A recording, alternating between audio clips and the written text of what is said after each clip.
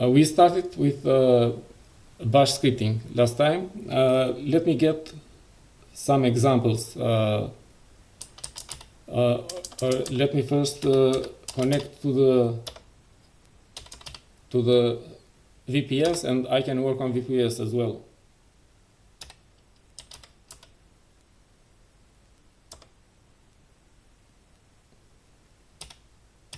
I will start Emacs just for fun, because actually we don't need it, but just to get used with using it. And I will download an archive with some examples, with some bash script examples.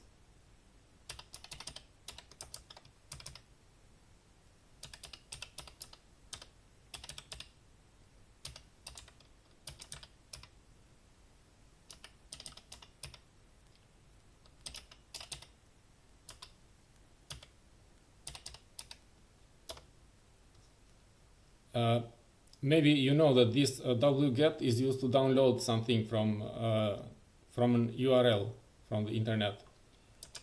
And I just downloaded this archive file, and let me extract it, or let me see first what is inside.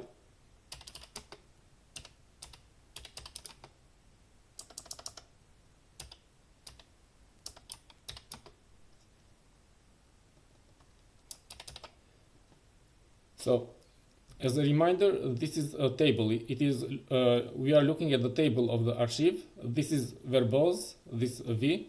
This is because the archive is zipped. So we want to unzip it, and this is the name of the archive, or the file that contains the archive. Okay, so this is the content of the archive. Let me extract it. I will replace the command T with the command X for extract, and I have this directory with some examples.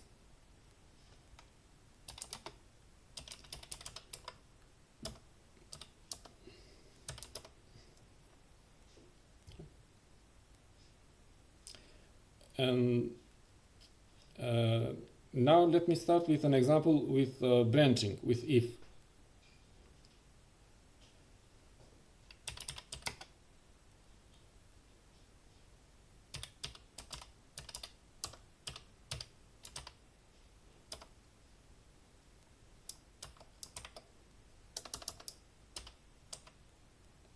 I start with shebang and beam bash.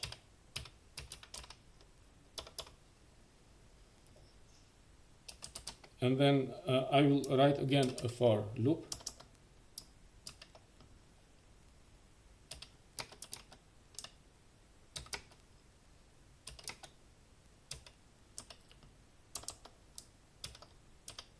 I less than or equal to 20.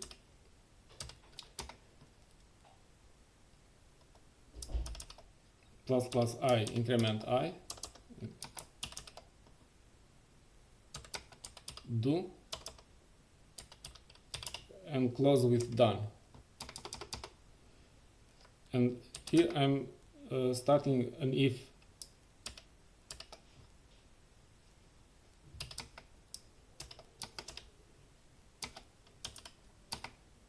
This is very similar to a C program right now.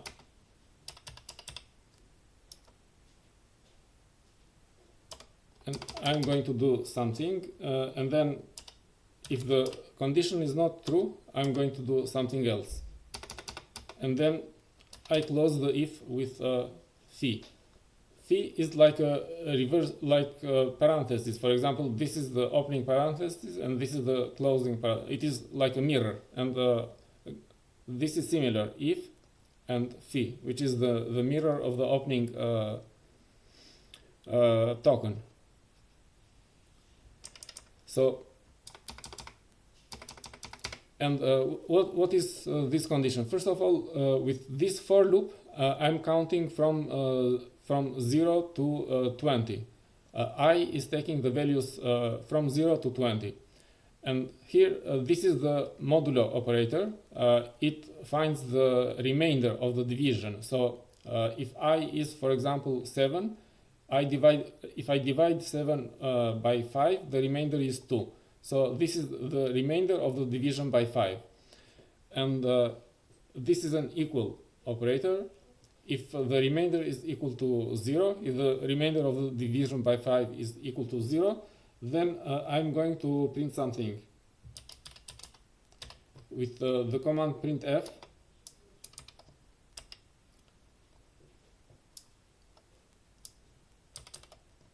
And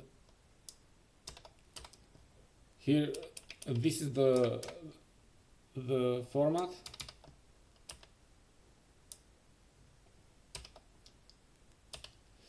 So this command printf is taking some arguments. The first argument is the format of what it is going to print.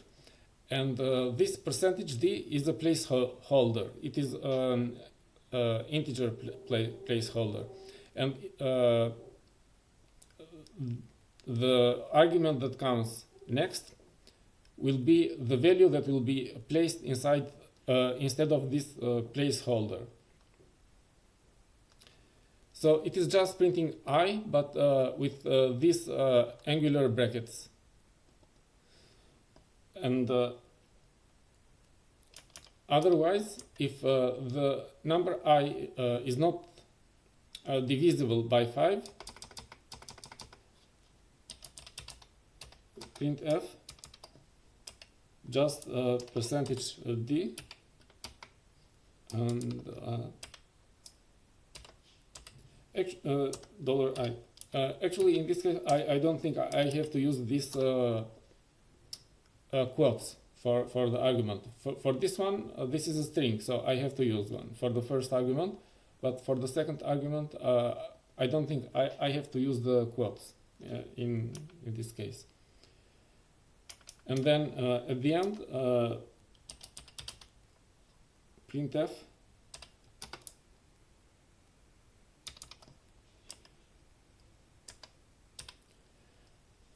this /n is the new line character. So after printing these numbers, and actually I'm missing something here because I also want to print a space here after the number, and here also I want to print a space after printing the number. At the end, it is going to print a new line character. Let's save it and exit.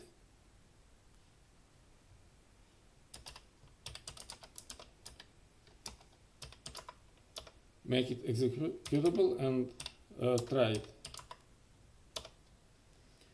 So it is printing the numbers from 0 to 20 in a single line, but the numbers that are divisible by 5 are surrounded by these angular brackets.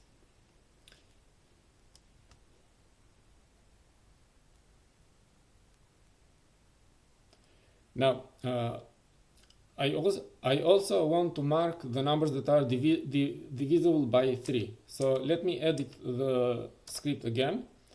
And now I'm going to add another condition.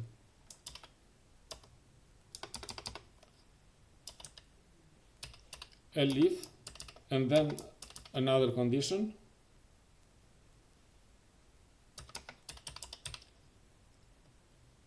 And I'm going to do something here. So the condition is that the number is divisible by 3. I get the remainder of division by 3 and check whether it is equal to 0.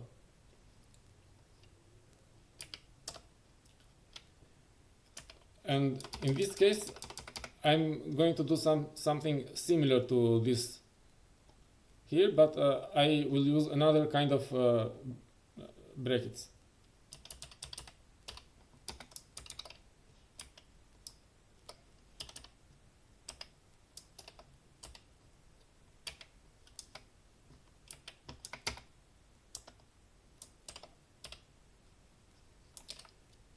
Let me test it. So the numbers that are multiple of 3 are being surrounded by these square brackets, are being marked by these square brackets. And here we see the syntax of if condition, semicolon, and then this keyword then, and do something. Elif is else if. Another condition, semicolon, then, and do something else. And at the end, else, do something, and close it with fi.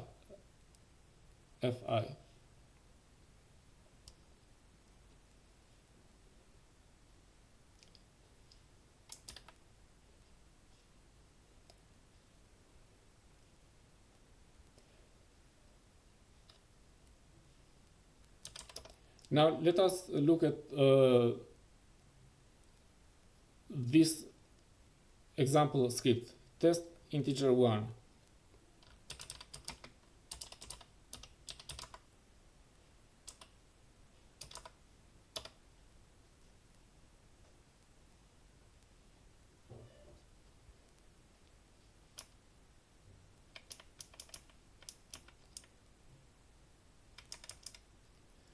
So I'm going to explain or to describe what it does. First, this is printing something, echo. It is printing this, like a prompt. But usually echo also prints a new line character at the end of the argument. So we are giving some arguments to the command echo. It is printing them with a space in between, and at the end it appends a new line character. But with this option -n, we are telling it don't print a new line character at the end, because this is going to work as a prompt. Please enter an integer. And this command read is reading something from the standard input, and the standard input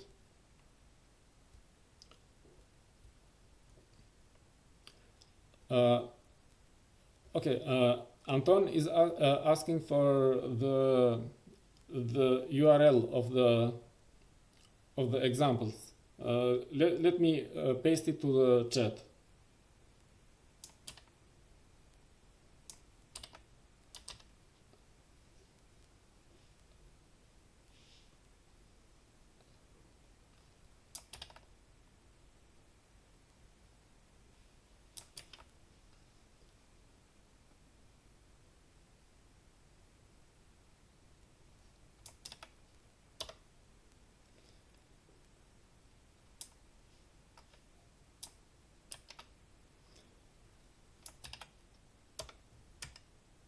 So let me continue explaining. So this command read is reading something from standard input. Standard input is the keyboard. So it is we are typing at the keyboard, and when we press enter, it is getting the line that we input, and it is saving it into a variable. And this is the name of the variable where the input is stored, or it is saved. We are checking something with if about this variable. This is a pattern matching, so it is a regular expression matching. I'm not sure if you are familiar with regular expressions, but if you have done some programming in C or Python or other programming languages, probably you know something about regular expressions. And this is a regular expression that tries to figure out whether the input is a regular number. And a regular number contains digits from 0 to 9, and it may also contain a minus for negative numbers. So an integer is some digits, and these digits may also have a minus in front for a negative number. So this character is matching the beginning of line. This is matching the end of line. And in between, we have a minus with this meta character question mark. So this question mark is a meta character that says that the previous character is optional. So either there is a minus character or there is not. So it will match in both cases, even if a minus is present or if it is not present. And then this is a range, and it matches the digits from 0 to 9. So it matches one digit from 0 to 9. And this plus here says one or more of the previous match. So all of this says one or more digits with an optional minus character in front. So this is trying to match this regular expression with the input, because the input that we get is a string. We get the input from the keyboard as a string, and this is a pattern matching. So this returns true if the input is correct, but then we have this negation. This exclamation character negates it is a Boolean negator. So if this is true, then it becomes false with this negator. So if this pattern does not match, then with the negator this expression will become true. And if it is true, then or if it succeeds, then these lines will be executed. And we are going to print an error message, echo input value is not an integer. And because it is an error message, we are printing it to the standard error. And echo is printing to standard output by default, but we are redirecting standard output to standard error. So this is a redirection character that is redirecting standard input to something else. And this @2 is a reference to the standard error. So it is printing an error message to the standard error output. And then exit is terminating this bash script. And usually when a command in Linux in bash terminates without an error, it has a 0 exit code. But if there is an error, then it has an exit code different from 0. In this case, we are exiting with a code of 1, which indicates an error. So we are terminating the script with an error code. Now, if we come here, then we know that the input is correct because we checked it here. And if it was not correct, then the script would have terminated. So we have an integer. In this variable, we have an integer. Now we are checking whether it is equal to 0. If it is equal to 0, then we print this message. Integer is 0. Otherwise, if it is not 0, then we are checking whether it is less than 0, and we print it is negative, or else we print it is positive. And we do some other checks. We are finding the remainder of dividing by 2, and if the remainder is 0, we print the message integer is even. Otherwise, we print the message integer is odd. And here we have the end of the if. So all the script is this if and some error checking of the input. So we get an input, we check that it is a correct integer, then we do some tests on the given integer. Let us try it.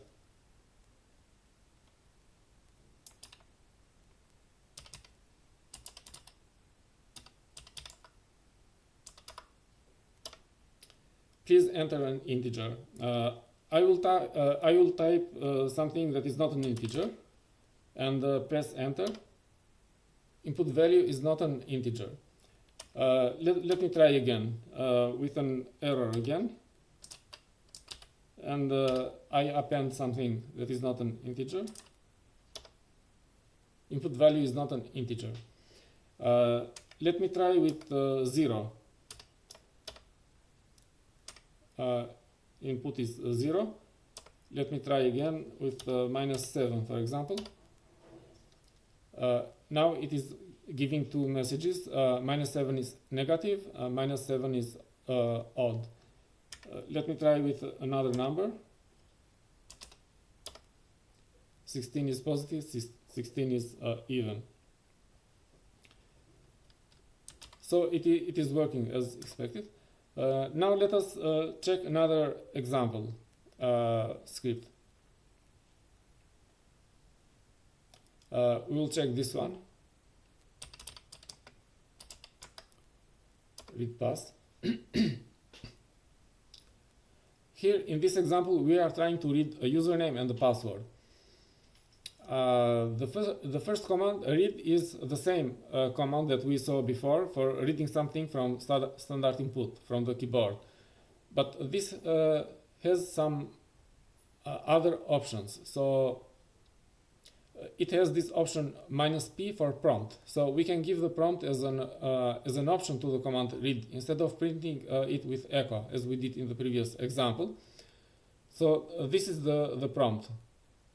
What is your username? And then this -e,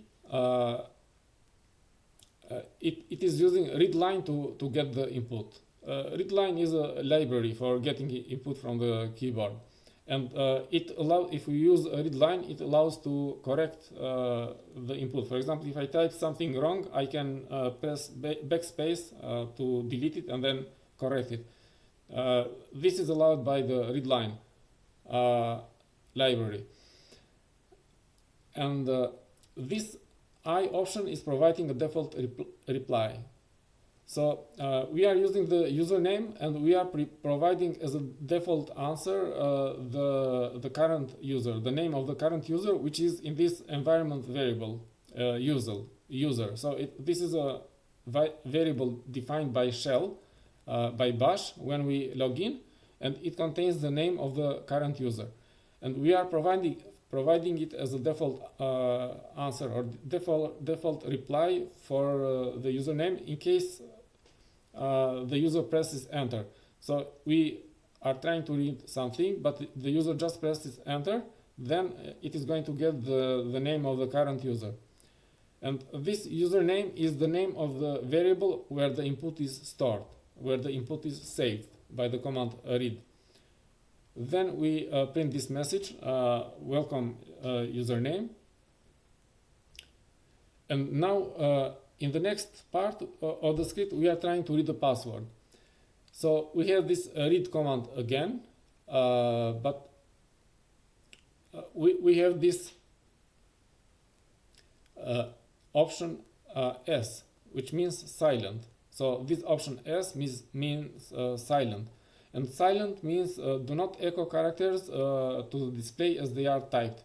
So when we type a password, usually it is not displayed on the screen, and this can be achieved with the command read. For example, this can be achieved with the option -S, silent, and the -p is the prompt, and this -t is a timeout in seconds. So if we don't type anything in 10 seconds, and if we don't press enter in 10 seconds, then the command read will stop waiting and it will terminate, but it will terminate with an error, with a failure. And this is the variable where the command read is saving the input. And now we are using this command read with an if. So if and then this command. So if this command succeeds, do this. If this command fails, do the part at the else. So this is the meaning of this if. So this command returns an exit code, or yes, an exit code. If the exit code is 0, it means that the command succeeds, and the if is going to do this part. If returns an exit code different from 0, it means that the command failed, and then if will treat it as false and will do this part. So in case of failure, we will print the message input timed out. In case the command read succeeds, then we will print the thing that was read into this variable. So let me test it.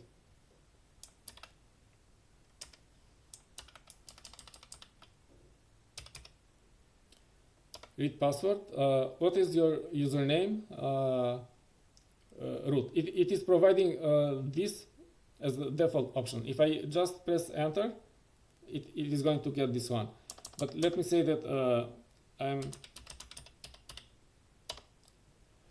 welcome-Amir, enter your secret passphrase. And now I will wait for 10 seconds so that it expires and fails. So it expired, and I get this message, input timed out. Let me try it again. I will use root. I will just press enter. Welcome root, enter your secret password. Your secret password. So this time I typed it quick before the expiration time is out, and this is it displays the value that I typed.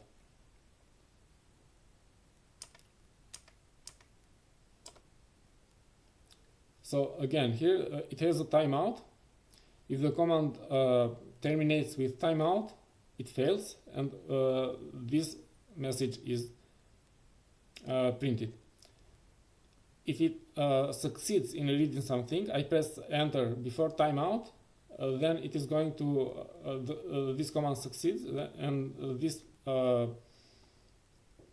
echo will be executed. This echo instruction. Can I ask you something, Yes, Dashamir? sure. But what is the sense of redirecting the to the standard error with the @ sign? Because if you just type echo, it should work anyway. Yes, let me explain it.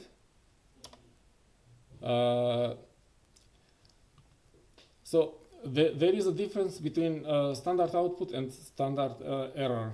Standard output is output from the script or from the program, and standard error indicates error messages. And when we redirect the output of the command, for example, if I execute this script, but I redirect to a file, output dot text, then it is going to redirect only the standard output, only the messages from this script. But if there are any error messages, they will be displayed. They again will be displayed on the screen.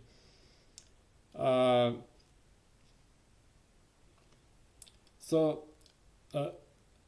on the other hand, if I redirect the standard error, then error.text, then only the error messages will be stored into this file. Normal messages will be shown on the screen. I can also redirect both standard error and standard output with this one. So this operator redirects both standard error and standard output. But sometimes when I execute a command, for example in a script, I don't care about any error messages, and I do something like this. Not me, but usually, if you execute a command and you don't care about error messages, then we just redirect standard error to dev null. Dev null means that throw away everything that is sent to this special file or to this device, to this special device, is just thrown away. It is not saved anywhere. It is not stored. So that's why it is usually, if you want to write a correct script, you should send error messages to standard error, and only the output of the script to standard output. But if you don't care, if it is your script and you don't care, then that is fine.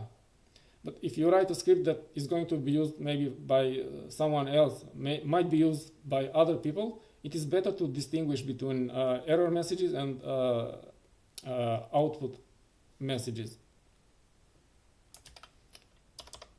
So it is not strictly necessary, but it is more correct to send error messages to standard error.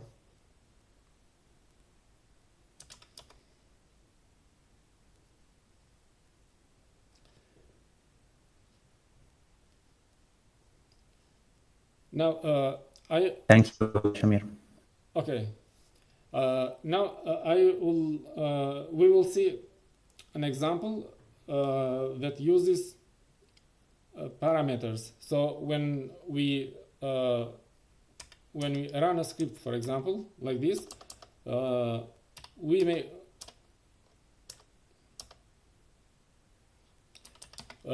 may also give some arguments or parameters. For example,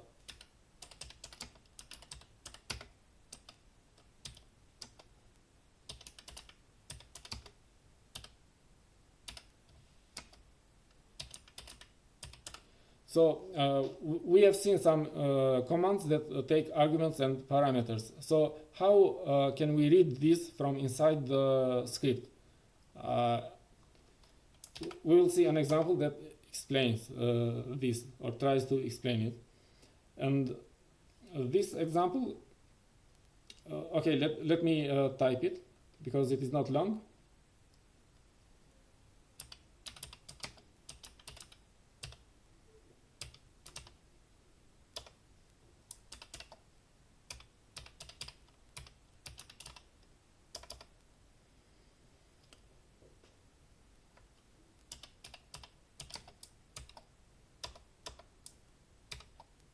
So I will print something on the screen, and it is a string that starts here and is terminated here. And what I will print is this one.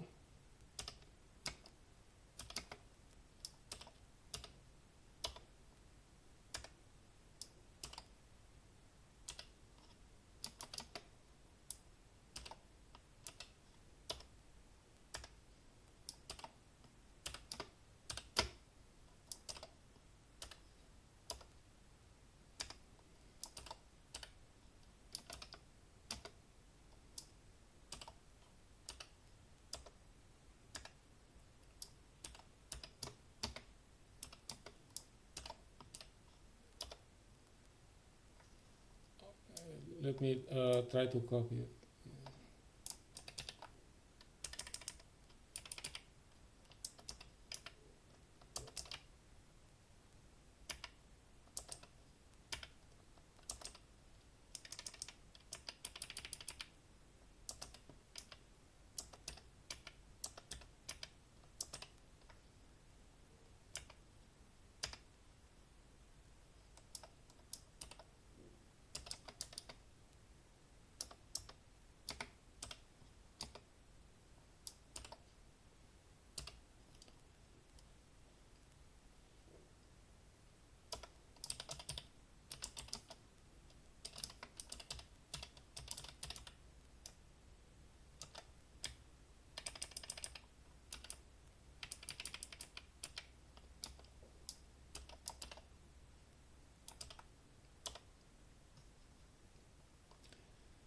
So this is a string, and this is a variable, a special variable. So it is replaced by the shell with the value of this variable, and this is another variable, and it is replaced by the shell with the name of, with the value of the variable.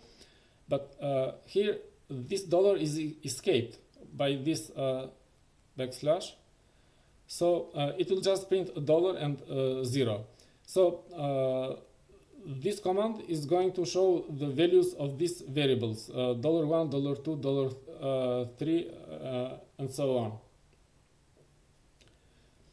Actually, these are the positional parameters, the so-called positional parameters, because here is the shell stores the first token of the command. Here it stores the second token of the command. Token is when we give a command to the shell, and we press enter, the shell is splitting it by empty spaces, and the first part is the first token, the second part is the second token, and so on. So let's try to run this program.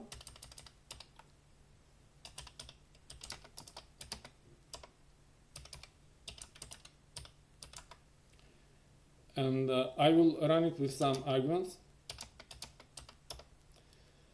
So this is the command then we give to the shell. We press enter, the shell is reading this line, this command.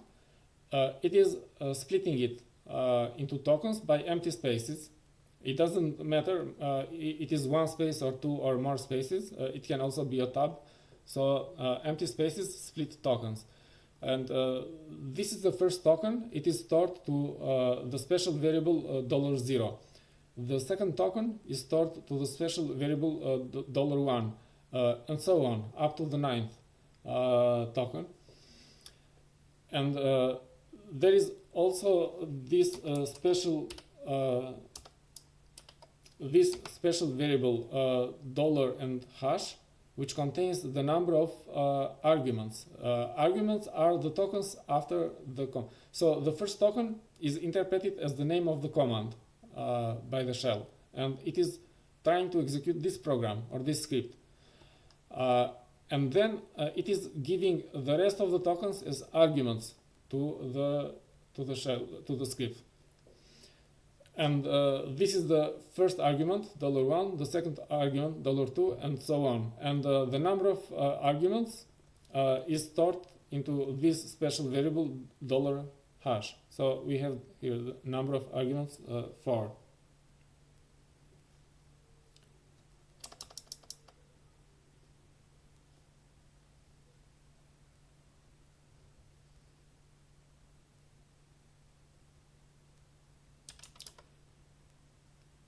Now let's study another example script, this fibo.sh.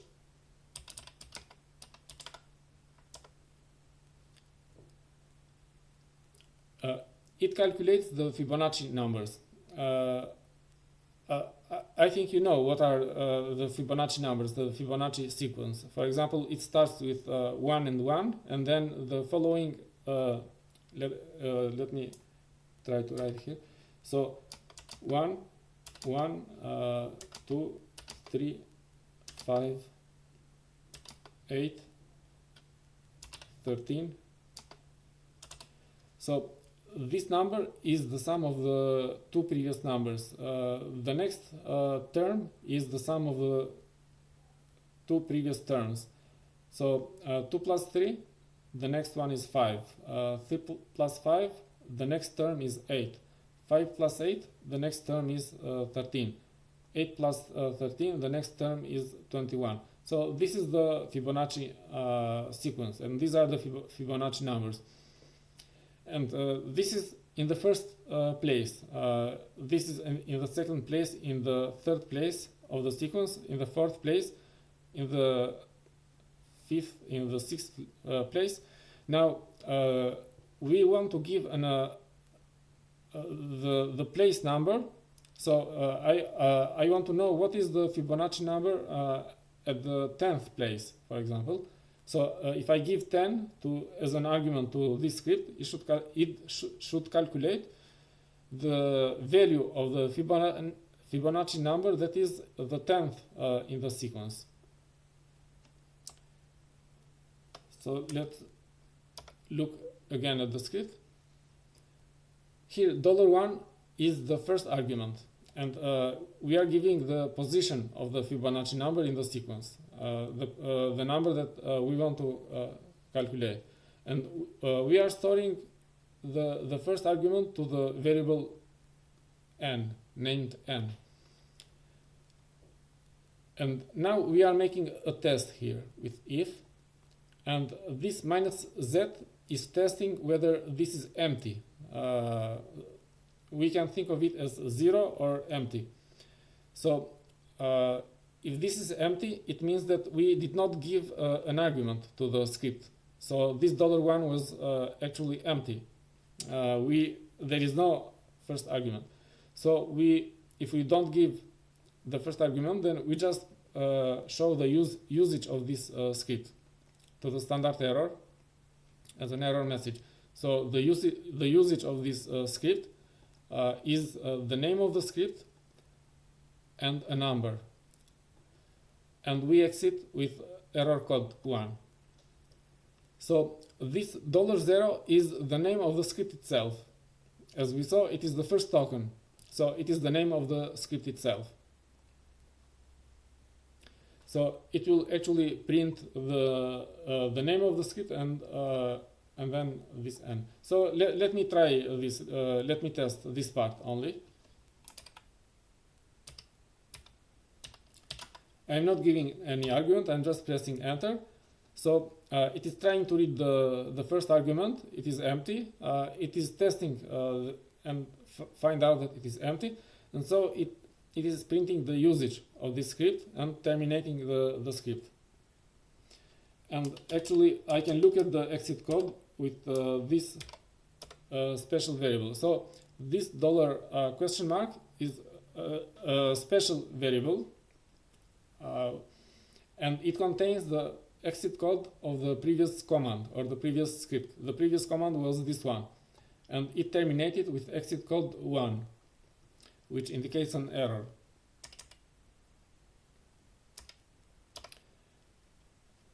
And now here this is again a test,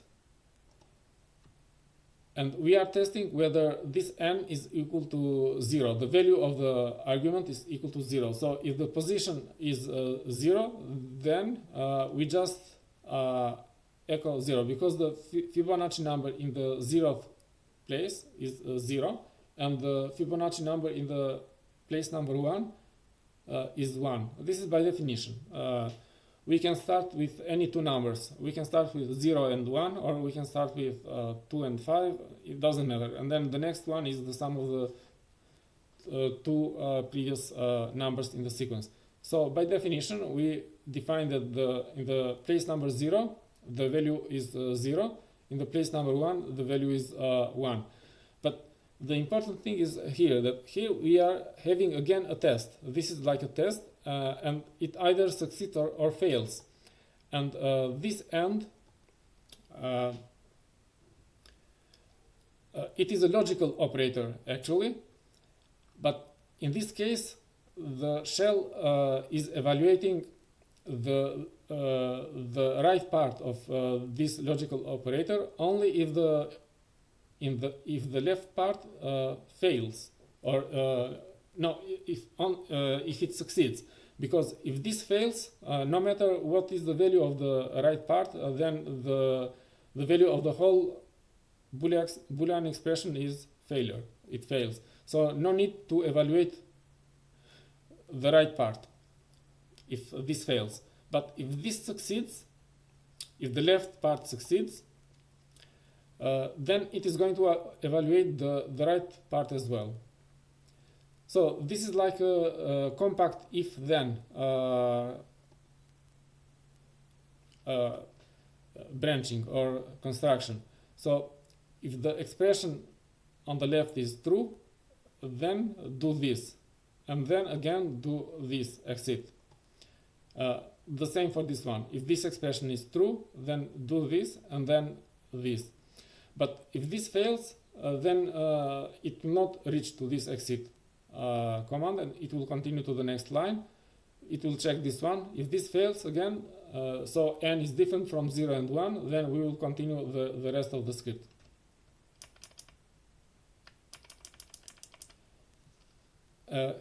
Here we are initializing two variables, f0 and f1, and then we are repeating, we are doing a for that is repeating itself n-2 times, because we start from 1, we initialize I to 1, and then it goes up to n-1, because we are checking I is less than n.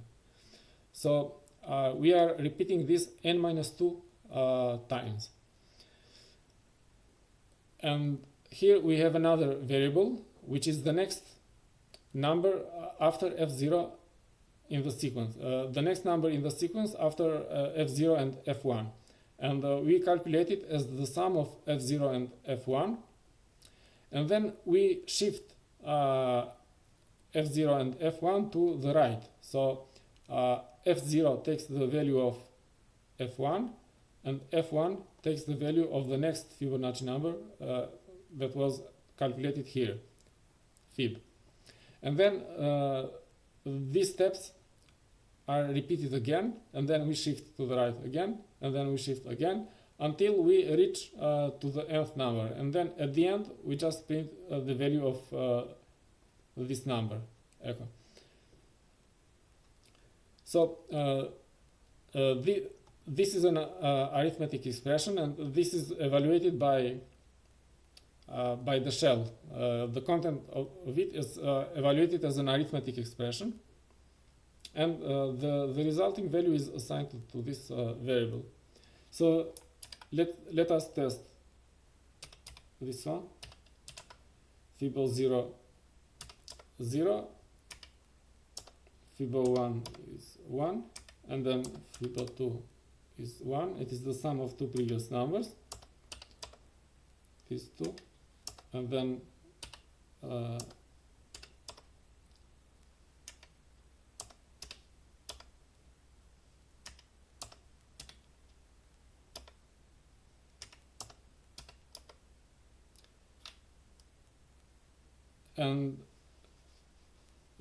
let me write a command that is testing some more numbers for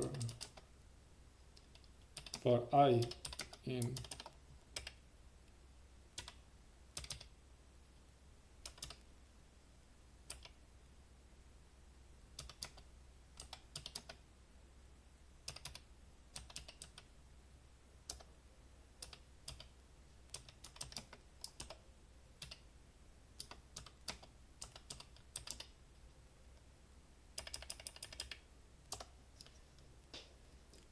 So I have a for loop, and here this is a range, and I will take the values from 1 to 20, and then inside the body of the loop there is only one command, fibo.sh $1.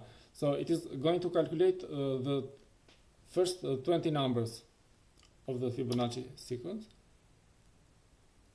and we can check that it is doing it correctly.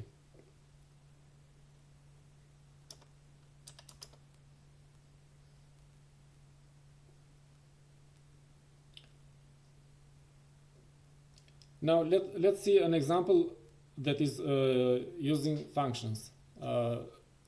This test integer 2 is similar to test integer 1 that we saw before.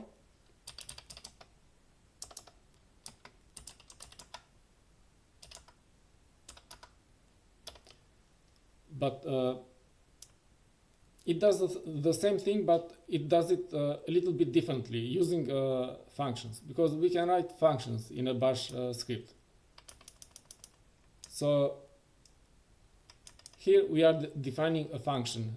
This is the name of the function, and then this parentheses. This is the opening of the body of the function, and there is a closing curly brace here that is the end of the body, indicates the end of the body of the function. Now, this function is taking one argument, and again, the arguments that are passed to a function are handled in the same way. So this $1 is the first argument, $2 is the second argument, $3 is the third argument, and so on. First of all, we are storing the first argument into this variable named int, and we are declaring that this variable is local, because by default in bash variables are global. So if I don't say this local, if I don't declare it as local, this variable will be global, which means that it will be accessible even outside the value of this variable will be accessible even outside the function. But this local makes it limits the scope of this variable, so that it is available only inside the body of the function. Outside, it is not available. And again, we are checking with this regular expression that the argument is the correct integer. If not, we are outputting an error message. And this return, we used exit previously to terminate the script, but in this case we have a function, and this return terminates the function. So the execution of the function stops when it reaches this return. And by default, return returns an exit code 0, but in this case we are returning an exit code 1 or a return code 1, which means this function will terminate with an error, and this is the error code. And the rest of the script is almost identical. We check whether the argument or the integer is equal to 0, and we print this message, it is 0. Otherwise, we check whether it is less than 0 and print this message. Otherwise, we print integer is positive. We check whether the number is even or odd. If the remainder of division by 2 is 0, then the number is even. Otherwise, it is odd. And now this part is a little bit different with the previous example, because now we have a loop. We have a while loop, and the condition of the while loop is true, which means that this is an infinite loop. It never terminates unless we stop it. So this echo just prints an empty line, and then we are reading a number with this prompt, and we are reading it into this integer, and then we call the function check with this integer as argument. So this is the first argument, which is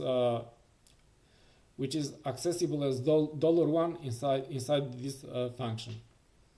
And then to terminate this while loop, we have to press Ctrl C, because otherwise it will not terminate, because it is an infinite loop. So let us try this example.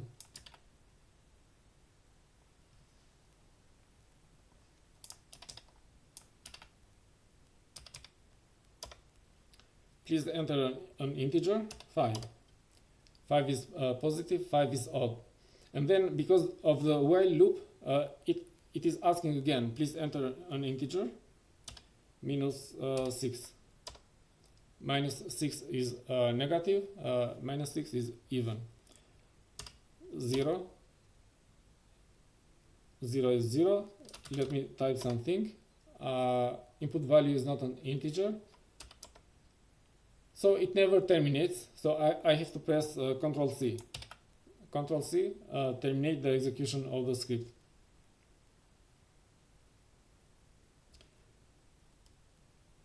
Now I can modify this script so that it terminates when I press Q. So if I press Q instead of 4, it means terminate the loop. So I should modify the script to do this.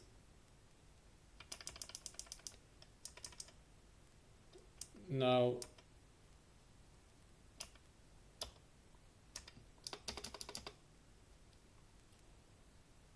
I can test whether the integer, which is the input actually, is equal to Q.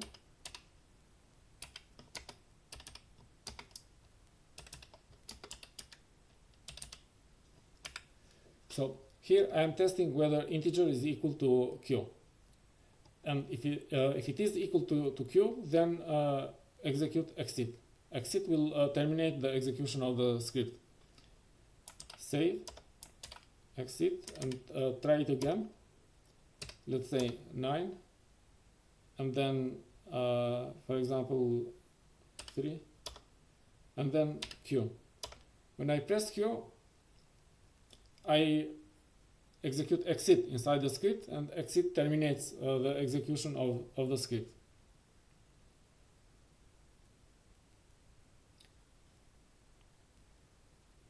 So there are some more examples here that we can study, maybe 2 or 3 more examples, but we can continue next time.